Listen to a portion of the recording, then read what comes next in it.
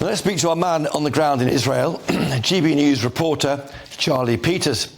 Charlie's in Tel Aviv. Charlie, what's the latest you're hearing now? Well, as we speak to you now from Tel Aviv, fighter jets are buzzing overhead, likely refueling and rearming before they head further south towards Gaza to attack what the IDF describe as Hamas military capabilities.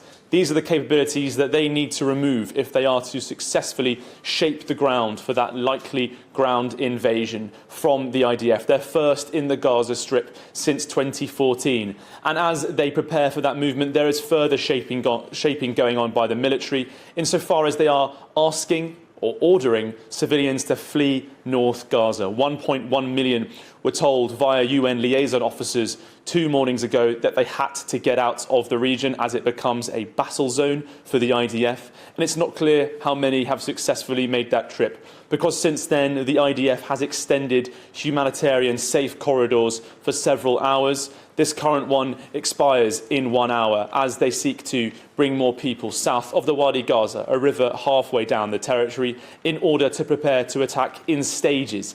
In the north, they will need to push heavy armour into that location, followed up by infantry, in order to destroy Hamas personnel and indeed defence systems on the ground. In localised raids conducted 2 nights ago, the IDF destroyed anti-tank munitions and units gathering on the border of the Gaza Strip with Israeli territory to start softening up those targets. But it needs the civilians to remove themselves from that location now, because it needs to use more severe munitions to prepare for the ground invasion. If you think of Gaza as a place of 2 layers, on the top, that's where the civilians live. All those people in the most densely populated parts of the world living in those high-rise residential areas. But there is another layer, the subterranean layer, where the Hamas terrorists maintain their capabilities underground with hundreds of kilometres of tunnels for them to shelter and keep rockets and ammunition. If the IDF is to be able to enter the region and move their tanks in, they need to limit the efficacy of those tunnelling operations. They need to reduce the impact and opportunity that the Hamas have in the south. But at the same time, in the north, there is an escalating situation there as well. While Hamas gathers that convoy on the south, in the north, the IDF are sending hundreds of thousands of reservists to reaffirm and reassure the population in the north of any incoming threats from Lebanese Hezbollah.